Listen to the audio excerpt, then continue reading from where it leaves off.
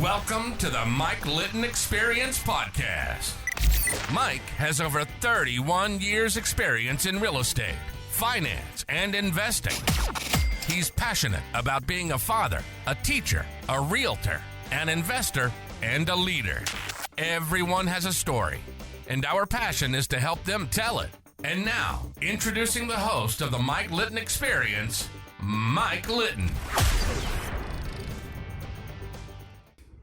So what can you expect from the Mike Litton Experience? You can expect stories that will inspire, motivate, advice that will sharpen your focus, and expert information on real estate, finance, and market conditions.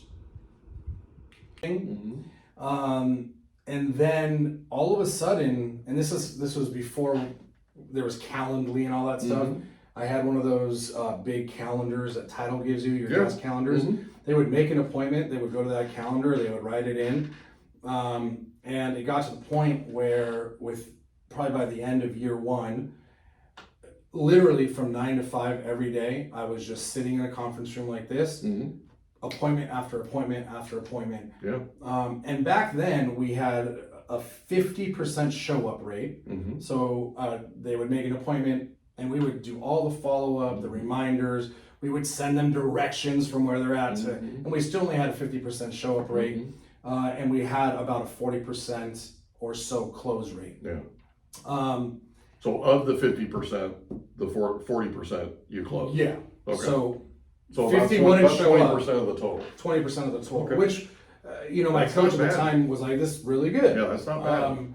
And I remember like the most of the people I was recruiting were older than me, and one of them said, he said there was two different people. One of them said, "All the stuff you're talking about, I don't hear about at my brokerage, and that scares the you know what out of me.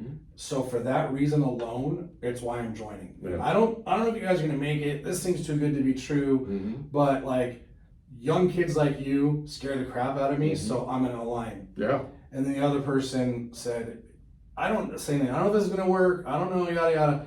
But your passion in this presentation Is carrying it. is, I'm gonna believe. Yeah. So we're moving. We end year one at about 53 agents. And then we finally had our first big name, a big team. Came from a notable company that you used to work for. Know them, yeah. So we recruit this team, and then all of a sudden we had the credibility. We're like, look, if she joined Now you've arrived. and her team joined, so then we were like, okay, this is our first big name. Then we pulled the roster of that entire brokerage. And we just started calling to say, hey, you probably heard so-and-so moved over. A lot of agents have been calling and asking why. So that gave us like kind of a new approach. A little more leverage. And there's a lot of things over the years that we added on to add leverage. But that was, I don't want to say when things got easy, but when we finally felt like we were in motion. Sort of more of a flow. So, by the way, you got my attention. You don't know this, but you got my attention when you recruited that team because your people called me like I was an agent. Okay. And I had 100 plus, more than 150 agents in my office at the time. And they called me up and they said, hey, just so you know, so-and-so just came over. This team just came over from Keller Williams. We know you're with Keller Williams. We just wanted to call and touch base with you. And literally when that happened, I thought, you know something? This is like the 15th time they called me. And every single time that they called, I said, look, I'm not going to meet with you. I own my own Keller Williams office. I'm not, right? To your people's credit, they didn't listen to a thing I said. Sam. They just kept calling, okay? And the thing is, you're getting people's attention. Like, you're talking about passion and you're talking about all these things that you bring to the recruiting appointment. Just you, period, being in somebody's presence, there's something you bring that I'm not sure you're aware of, and it's dedication. You have a dedication to what you're doing and to how you're doing it that is palpable. People feel it. I feel it. Okay, I felt it that day that we spent in Papa Doug's office, right? And the more I got phone calls, the more I paid attention. The more I paid attention to what it was that you were doing. And there were times when I thought, I'll go down and just interview with them. What's going on over there? Just sit down and let them do their thing and see how good they are, right? I never did, but I thought about it. I certainly thought about it. And I think it was the 15th or 16th time you guys called me, right? Sorry. But no, it was fine. You don't need to apologize. I was never upset. I just kept telling them, I own Keller Williams' office, I'm good, right, type thing. But they just kept calling. And that's a big deal. It is. It's kind of like, as an agent, you farm, right? Mm-hmm. Eventually they see your flyer so much, and then they see the open house sign, and then they see the for sale sign, and then now you've planted that flag in their brain. That's exactly it. And for us, we got this team, and then we realized we had called almost all the agents, right? But now we're at the point where almost everybody has heard of somebody made the move. Oh, so-and-so, my friend, or so-and-so from my office. So our credibility, because of our just pig-headed determination of not stopping and continuing to call, eventually, our credibility grew because they were watching other people come over. Yeah. And that really started to give us some more momentum. Yeah. It all adds up. Yeah. And, then year 2, I think we landed at 100 and almost 60 agents. And we started doubling for the first, handful of years. And then after a while, it gets really hard to double. Yeah. So, yeah. I don't know where we want to take it from here. It's okay. So 2012, 2013, you're now at 160 agents, right? Yep. You double to 300 plus the next year, okay? Yep. So what happens after that? So you start you're feeling the flow. You're starting to see this momentum. By the way, just real quick, I would disagree with the pig-headed thing. I would call it dogged, okay? You just tucked your head and you just went after it. Yeah. And that to me, that's determination, and that's how you win in any marketplace, in any industry, no matter what it is. Agreed. You look at anybody who's succeeded at a very high level, they have done the work day after day after day after day, and they didn't take no for an answer. They just kept coming. Yep. They just, right? And eventually, you're more committed to being in business with those people than they are to not being in business with you. So true. Right? Yep. And eventually that dedication wins out. That's what I feel like is your winning formula, but I feel like it's everybody's winning formula that succeeds at a very high level. That's just my take on it. I appreciate that, and I couldn't agree with it more. It's the difference maker. Yeah, it really is.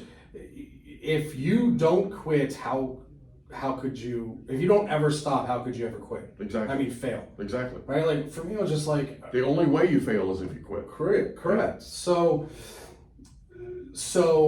you get to 300 you get plus. to about 250 was, I found that there was these certain just ceilings that would happen at every about 250-ish. Gotcha.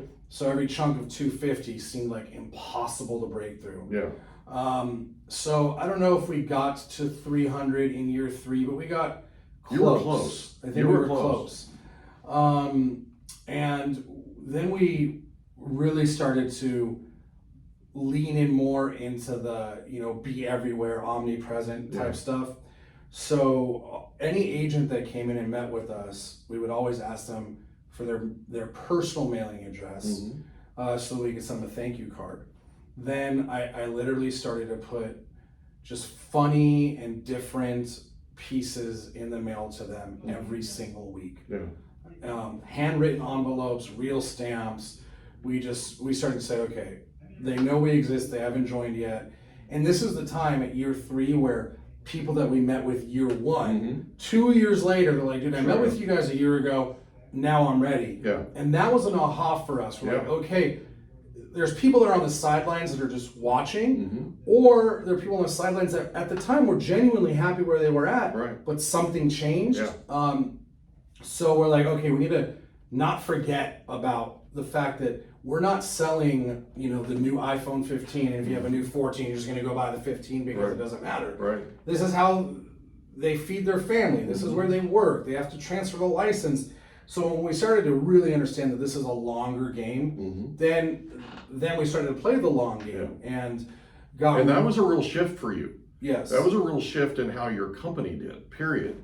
Because once you grasped that, once you got a hold of that, and the other thing that was happening was the market was shifting too, right? And so, and like we talked about before we started all this, when the market shifts, realtors start looking at where they work.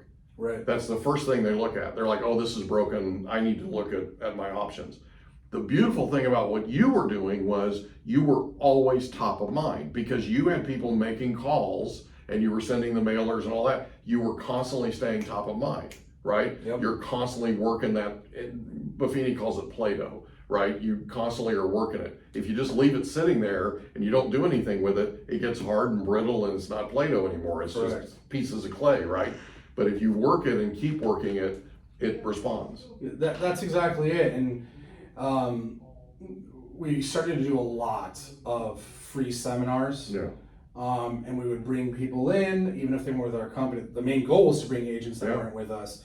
And we would teach them things that just at the time weren't being taught in brokerages. Right. And I remember telling the team, I said, if we can provide enough value to an agent before they join the company, we're going to cause them to think, what's going to happen after I join the company, right? So we went really heavy on the front, the top of the funnel, so to speak, and putting out education, started doing socials, or we would just invite everybody, and we're like, let's make this come to life at the top of the funnel with more education, more get-togethers, more all that stuff, which is frankly unquantifiable. Like, you don't know how it's going to work, and that started to work with us.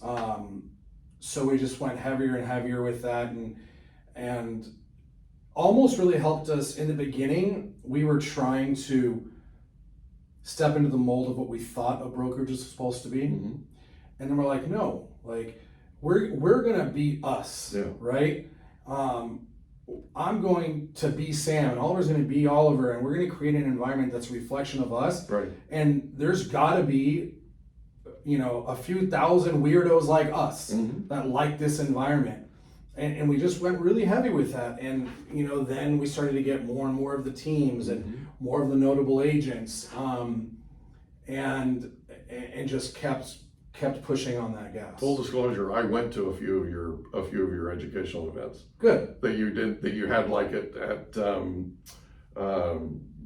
what's the name of that place? It's Choice View? Not Choice View. You know what I mean? Down by Mission Bay. Oh, I'm trying to think of the name of it. Anyway, but you guys had like a regular series of things that you did these seminars on. And I went down and attended a few of them because I'm learning based, right? I believe in lifetime learning. Yes. And there were some things that you guys, in fact, Spencer Lugash, who used to work with you, Spencer was actually teaching a few of those. And I like him. I like his style, and I liked the information that he delivered and that kind of thing. So I was. You were always top of mind with me because I actually went to those. So it was cool. Yeah, it was cool. It was cool. So. Then the next kind of breakthrough for us is we joined a mastermind that Roland Frazier ran called War Room, which was a digital marketing mastermind. And the people in that room, like people from Shark Tank are members, like really, really high level. And we were the only people in there that were in real estate. And we're learning how all these other companies that are selling widgets and education and all these different things, how they're going out and they're acquiring their customer. And we brought that into the real estate recruitment brokerage world, which at the time, again, we were one of the few people that were creating online recruiting funnels and retargeting and all these sort of things. And that really kind of took the game to the next level for us. We were literally omnipresent. We were in their mailbox. We were online. we were retargeting them all around the internet. I remember one time my father-in-law calls me and he says, you know, he lived in Arkansas, and he calls me. He's like, dude, I'm on the Survivor TV show website right now, and I just saw a Big Block Realty ad. Like, you guys must be killing it. How much is that costing you? I'm like, let's just say your daughter married the right man. Yeah. But he didn't know, and a lot of people back then didn't know, that he was just retargeted. Correct. Right? So like all of a sudden, we had this brand that to the average person, and still today to a lot of people, they really don't understand retargeting. All of a sudden, they're like, oh my gosh, Big Block is everywhere. That's right. So then the online leads just really started to flow in. And that was when things, we still haven't figured it out, right? There's still a lot more to figure out, even talking to you today. But that's when I remember thinking, I think we figured this thing out. Like, we got all these different channels. At least the next step, right? Yeah. Well, it's just like everything else. You take the next step and you learn. Correct. Right? You go into it thinking it's going to be like this, and it's not. But you figure out a way to deal with it. You pivot and you keep going, right? 100%. Like the imposter syndrome thing, right? You're back to that, right? It's just, you just figure it out and you move on. So now that gets us to what year? So you're retargeting, you're doing the things you're doing. That's just recent, right? That's just the last few years. That was probably, I'm going to guess, about 5 years ago. Yeah, so it's right before COVID. Oh no, this was 3 years probably before COVID. So maybe probably 8 years ago. So, okay. In my timing is off, but I remember one of our mentors, Corey Boatwright, who's a big real estate investor. He was flying through to San Diego, and he asked us for dinner, and we're at dinner. He said, yeah, me and John Cochran, another one of our buddies, are going to Hawaii for a month. You guys should come. And we look at each other like, one, I don't think we can afford it. But two, like, we can't leave our business for a month. Like, we can't do that. And, you know, he did a lot of coaching. The reason I bring this up is we ended up leaving a few days later to spend 2 weeks with them and just mastermind and hang out in Maui. And in those 2 weeks, that's when we just built all of our online funnels. Okay. And that started a new routine with me and my partners, where usually we try to go once a quarter, but at least a few times a year, we go get an Airbnb on the water somewhere, and we lock ourselves in the house for like a week and just work on the business as opposed to in the business. So that's smart, man, because this business is so high maintenance. Yeah, it's unbelievable. You're in the office and you're coaching, you're training, and staff, and So, you know, I want to say that was probably 6 years ago, maybe 7 years ago, maybe longer. It all blends together. But that's for some reason 2018 just is in my mind. But maybe I'm 2018. Maybe I'm off. Maybe it was 17 or maybe. But it was right. It was right in that general area. Yeah, I want to say it was 2013. 2017 is when we made the Inc. 500 list the first time. Yeah, I remember that. We were number 26th fastest private growing companies in America, and that gave us a big megaphone. So then we really went heavy. We're like, everybody in the world needs to know that we're the 26th fastest growing company. And then the following year, 31, following year, 33. So we, at that point, really just, it takes you a while to figure out your online campaigns. Once we figured them out, we just started to pour gasoline on it. Yeah, it's a hit and miss thing, right? You're hitting and you're missing, and you're hitting and you're missing, and then finally you find it. And when you find it, then it's like off to the races. Correct. Cool. That's cool. So you get that done. You go to Hawaii for 2 weeks. You come back. What happens then? I came back expecting that the business was going to be on fire and all the bad things were going to happen.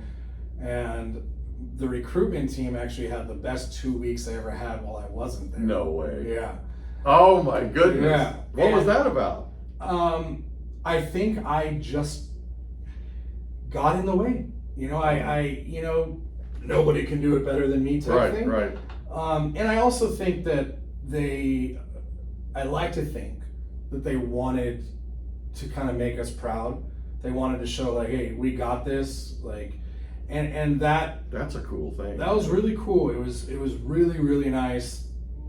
And that's when we really started to start thinking about scaling the business, because Sam realized I don't have to be here every single day doing all the recruiting, etc. And we hired a little bit after Maui, maybe 2 years or a year later, we hire this guy Khorramian, who we've known forever, and he started as a recruiter, and now is vice president, partner in all of our companies. And he came in and just did so well recruiting, and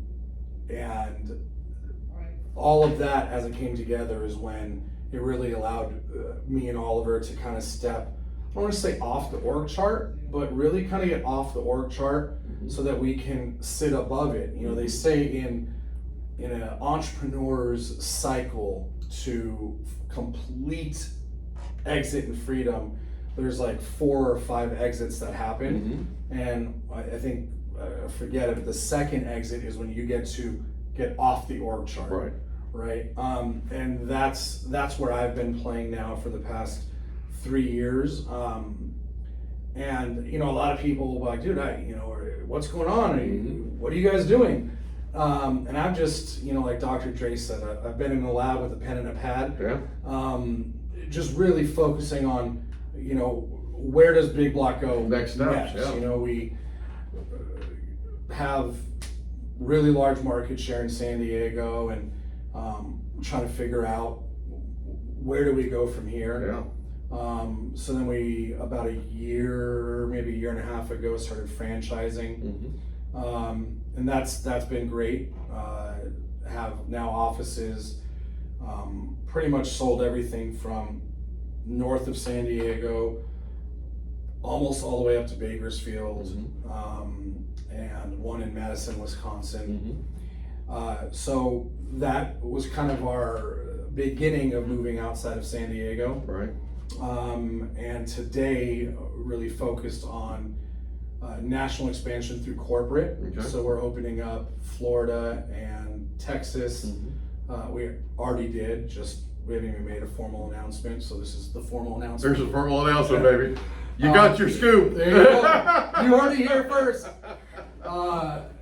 And we're, you know, doing that, and also going out and acquiring brokerages and you know, real estate companies, which is kind of where our main focus is today, is national expansion through recruitment and corporate efforts, as well as recruiting a lot of acquiring a lot of brokerages. Yeah, that's cool. So that's the next step for you. Yeah, that's what gets me really excited, and it, you know, it's that next step. It's that next, you know, the next aura or galaxy rather we're talking about, and I just really enjoy it. It's really fun. I feel like I'm pretty damn good at it. Obviously. So yeah, we're buying brokerages, mortgage, escrow, title, and working on that quietly behind the scenes. We've bought, you know, quite a few brokerages that don't even know that they've been acquired. And we don't plan on making any changes for a while until we get to the next evil plan. Next evolution. The next evolution, So been really working on that, and before COVID, I was out speaking all the time on the road, and doing a lot more of that, because the more I build a personal brand, the less friction. It's a big lever, right? It really is. It creates this huge lever of being able to open up new territories, acquire, you know, companies, and it, you know, just kind of makes things easier. That's cool. Takes me away from the family, which sucks. That's a rough deal. But when they're older, Well, the difference is it's on your own terms. Correct. Right? So you're not forced to miss them, you're choosing to miss them. Correct. Right? But you're also able to pick when you're here. And that's a big deal. It is. It's everyone talks about trying to find balance. Mm-hmm. I don't really believe balance exists. It doesn't. But I believe sacrifice does. Yeah. Right? So most of October I'm going to be on the road. Yeah. Most of October I'm sacrificing being a really good family man to be a really good businessman. Yeah.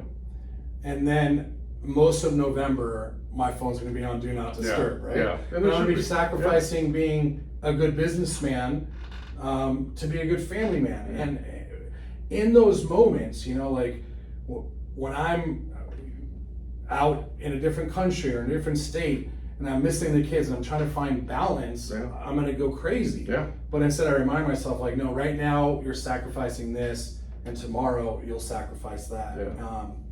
So that's really helped the mental side of it. And when I am home, my partner, Corey will tell you, my partners get upset. After like 4 o'clock, you can't get a hold of Sam. Mm-hmm. His phone's on Do Not Disturb. It's on the kitchen counter. And I'm playing Barbies with my daughter, playing basketball with my son, whatever it is, and really focus on having such a strong presence that when I'm there, it matters. Yeah. And when I'm not there, having such a strong presence that's present even when I'm not present. Yeah. So you mind if I share something with you? Yeah. So my children are now 23 and 24. Michael, our oldest, is going to be 25 in 3 weeks. And we're talking to you in September of 2023, by the way. And I talked with both of my kids individually. 3 years ago, I flew up to Nebraska. Michael was a senior in college, and I took him to breakfast at his favorite breakfast place, just he and I. And I asked him, I said, Michael, if there were no barriers, if there were no restrictions, if perfect world, what would you do for a living? He said, Dad, I would invest in real estate with you. Nice. And I thought, you could have knocked me over with a feather. I never dreamed in a million years that he That's would so do special. that. Right. And I said, Michael, why? And he said, Dad, you have no idea how magnetic you are when you talk about investing in real estate. It's palpable, man. It's like everybody wants to be a part of that, right? That's great. So I asked him, I said, so today, it's Monday, today my daughter came to work with me officially. Nice. Yeah, so Congratulations. it's crazy, man. That's so crazy, special. right? So the thing is, they grew up watching me run that Keller Williams office, right? So they saw the not so pretty side of real estate, right? And I thought that would absolutely exclude them from ever being a part of this. They want to be a part of this. They want to be a part of what we're doing. They want to be a part of the podcast. They want to be a part of the YouTube channels we're building. I'm writing a book starting January of 2024. I have a ghostwriter that I've secured. We're writing a book on home ownership. That's great. Okay? Because I'm just crazy enough to think that I can drive the narrative to these millennials that don't want real estate. They don't like it. They don't trust it, because when they were kids, the Great Recession happened, and they watched all this, right? They have watched this PTSD. their parents and their grandparents and their uncles. So we're writing a book on what happens if you buy a house and something goes sideways. You can recover, and here's how. So literally, it's a textbook handbook for them that their parents can give them, so that real estate, owning a home, becomes part of the American dream again. That's smart. And I'm just crazy enough to believe I can drive that national narrative, right? I believe it. Right? So they're getting excited about what it is that we're doing.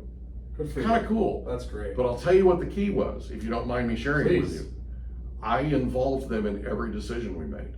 So if I had to go to Mega Agent Camp in Austin, Texas, if I had to be somewhere, I would sit down with them ahead of time and I'd say, look, I want you guys to understand, I would be here if there was any way to make this work, I would be here. I have to go do this because I have to provide, right? Okay? And I asked them a lot of questions that pulled out of them the fact that they got it. They were on the same page with us, right? That's a big, big deal. If you can involve your children in why it is that you're going to be gone all of October, right? And ask them questions in terms of, and pull out of them why it's important to them, you're good to go. I appreciate that. It's and awesome. I agree. I try to do that a lot, and and they get it, Yeah. you know, but they're 6 and 8. I remember just the other day, my daughter's like, it's an event I'm putting on, right? So I'm gone for a few days, and she's like, but Daddy, why do they make you do that? Right. And I'm like, honey, like, you know how you get to go to Disneyland every 2 weeks with mommy, and you know how this, that, and the other, you know, I'm talking, it's because Daddy, you know, does this so that we can do all these other things. Right. And she's like, yeah, I get it, but why do they make you do it? Right. And I'm like, honey, you know, so I couldn't agree with you more. Yeah. It's, my son gets it now. The more they understand it, though, the more they're involved and engaged, the more they understand it, they take ownership of it, Sam. It's one of the coolest things ever, right? And all of a sudden, it's not, oh, Daddy, why do they make you do it? It's, Daddy, I'm glad you're doing this.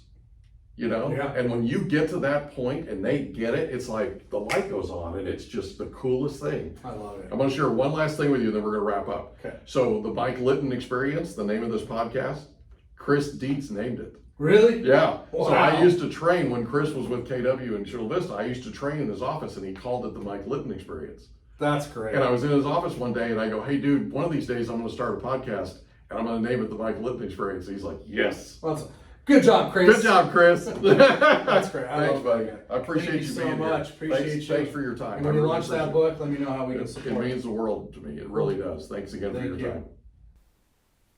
We hope you enjoyed another episode of the Mike Litton Experience. If you did, do us a favor, smash that subscribe button, tell your friends, family, and coworkers about our program, and wherever you get your podcasts, please leave us a rating. It helps us to connect with quality people just like you. And that's a wrap. Another episode of the Mike Litton Experience in the books. Reach out to Mike on Instagram at Litton Realty. Want to meet with Mike? Check out calendly.com/Rio760.